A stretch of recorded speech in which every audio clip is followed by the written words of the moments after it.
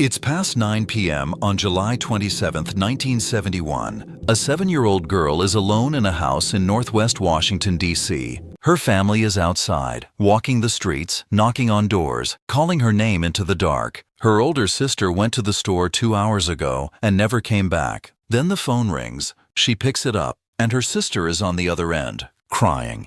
"A white man picked me up," the voice says.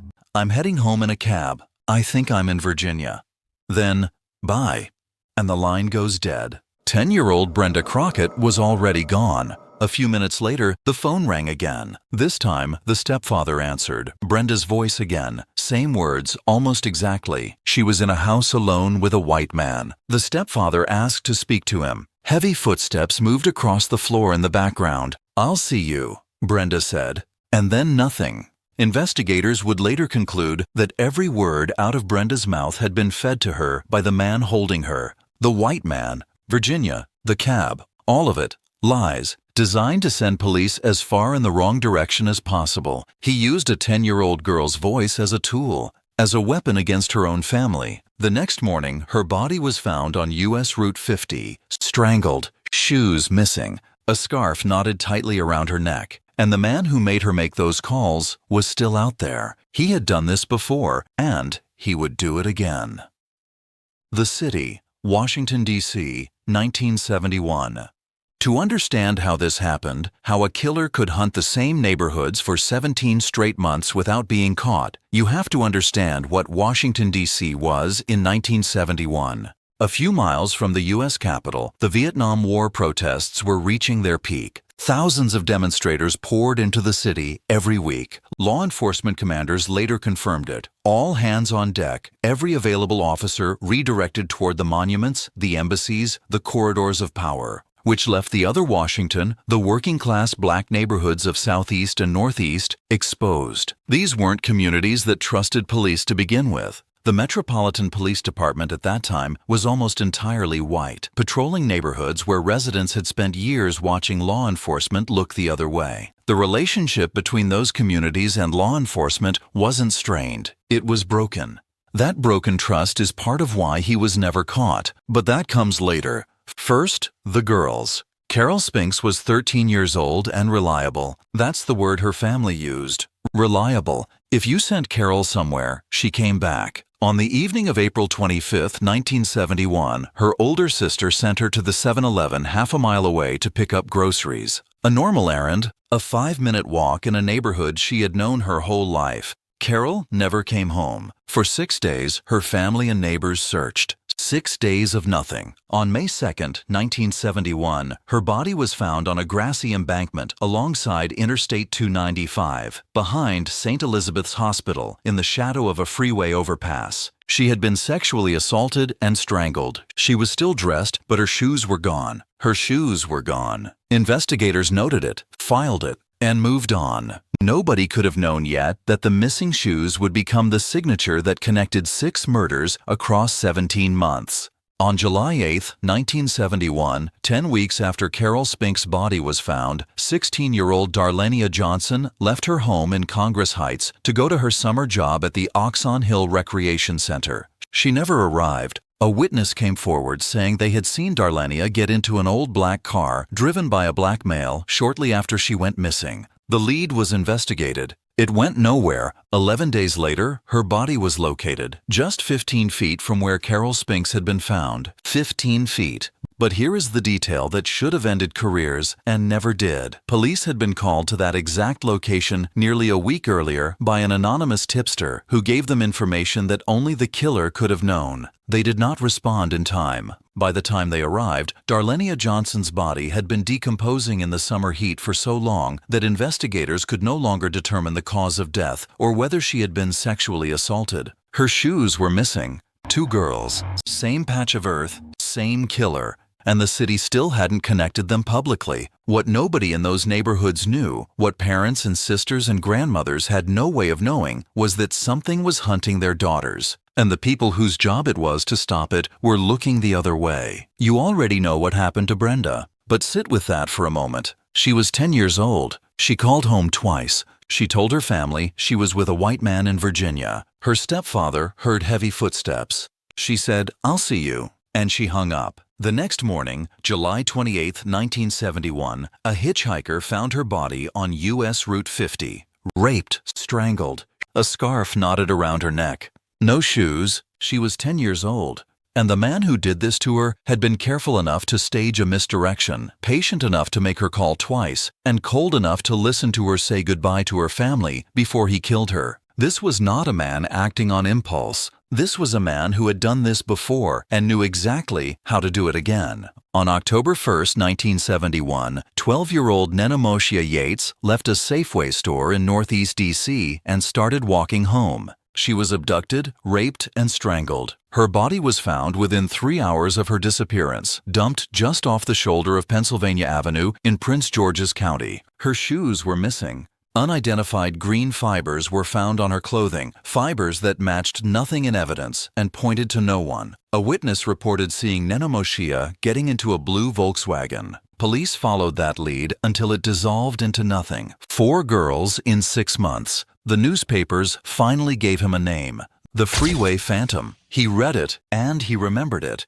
Brenda Woodard was 18 years old, the oldest of all the victims. On November 15, 1971, she had dinner with a high school classmate and boarded a city bus just after 11:30 p.m. to go home. She was a Baltimore girl living on Maryland Avenue. She had her whole life in front of her. 6 hours later, a police officer found her body in a grassy area near Prince George's County Hospital. She had been stabbed multiple times and strangled. Unlike the other victims, she was still wearing her shoes. A coat had been placed carefully over her chest. In the pocket of that coat was a note, written in Brenda Woodard's own handwriting, on paper torn from her own school notebook, dictated to her, word by word, by the man who killed her. It read, "This is tantamount to my insensitivity to people, especially women. I will admit the others when you catch me, if you can. Freeway Phantom."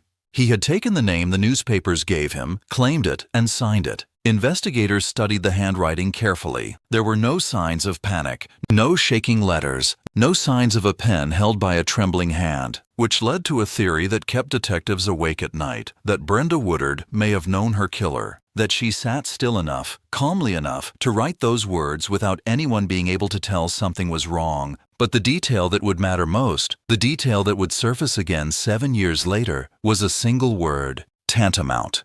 The Phantom's final known victim was claimed on September 5, 1972, almost a full year after Brenda Woodard. 17-year-old Diane Williams was a senior at Ballou High School. That evening, she cooked dinner for her family, then visited her boyfriend's house across town. She was last seen boarding a bus at 11:20 p.m. A few hours later, her strangled body was found alongside I-295, just south of the district line, shoes missing. Her family buried her, and they waited for answers. They are still waiting. The task force that investigated the Freeway Phantom murders included the MPDC Homicide and Sex Squads, Prince George's County Police, Montgomery County, Maryland State Police, and the FBI. Over 1,000 calls came in from the public in a single week after Brenda Woodard's body was found. And still, nothing moved. The victims were found in multiple jurisdictions. Departments couldn't share evidence with a button click. Files were maintained by individual detectives, not stored centrally. When those detectives retired, and they all retired eventually, the files went with them.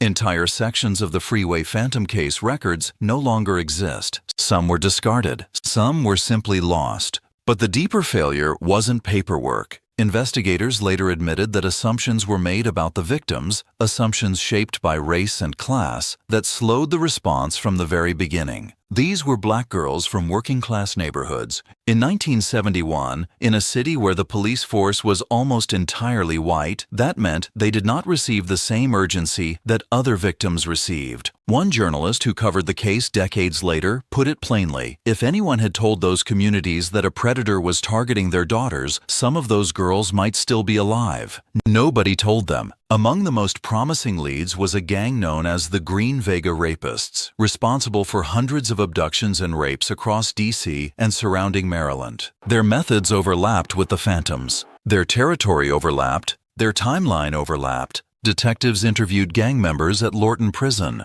One of them talked. He identified another gang member as being involved in one of the Freeway Phantom murders. He gave investigators the date, the location, and a signature detail, something that had never been made public, something that only the killer and the detectives could have known. The details were correct. It was the closest investigators ever got. Then a politician, running for office in Maryland, announced to the press that a break had occurred in the Freeway Phantom investigation, that an inmate at Lorton Prison had come forward. The informant read the headlines. He refused all further interviews, denied he had ever said anything. The break evaporated overnight because someone decided a press announcement mattered more than 6 murdered girls. In March 1977, a 58-year-old computer technician named Robert Askins was arrested for the abduction and rape of a woman inside his Washington, D.C. home. Detective Lloyd Davis began pulling his history. What he found was extraordinary. In 1938, Askins had served cyanide-laced whiskey to 5 prostitutes, killing one of them. 2 days later, he stabbed another woman to death at the same location. He told police he was a woman hater. He was committed to St. Elizabeth's Hospital, the same institution whose grounds ran alongside the embankment where Carol Spink's body was found in 1971. He was released in 1952. 5 months later, he strangled a woman to death. He was convicted. His conviction was overturned. He spent the following decades cycling in and out of the legal system for assaults, rapes, and abductions in the D.C. area. When investigators searched his home in connection with the Freeway Phantom case, they found court documents in a desk drawer. A judge's ruling. In it, the judge had used the word tantamount, the exact word from the killer's note left in Brenda Woodard's pocket. His colleagues at the National Science Foundation confirmed it. Tantamount was a word Askins used regularly, almost habitually. Police obtained a search warrant and dug up his backyard. They found nothing. Askins was never charged.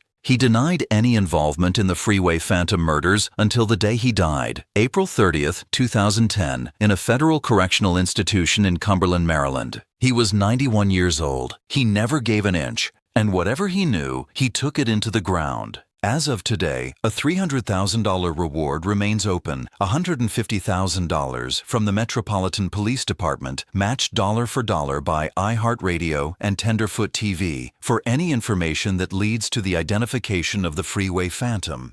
Even if he is already dead, 6 girls. The youngest was 10 years old. The oldest was 18. Washington, D.C.'s first recorded serial killer, 17 months. Never caught, never charged, never named. I need to ask you one question. Why have you never heard of this case? You've heard of the Zodiac. You've heard of Son of Sam. You've heard of cases with half the victims and twice the media coverage. These were 6 black girls from working-class neighborhoods. And somewhere along the way, America decided that wasn't enough to remember. If you think that's wrong, if you think their names deserve to be known, share this video. Drop their names in the comments. Carol, Darlenia, Brenda, Nenomoshia, Brenda, Diane. After Diane Williams was buried in September 1972, her family sat and waited. Her sister Patricia waited for a knock on the door, for a phone call, for someone to come and tell them who had done this and why. Decades passed.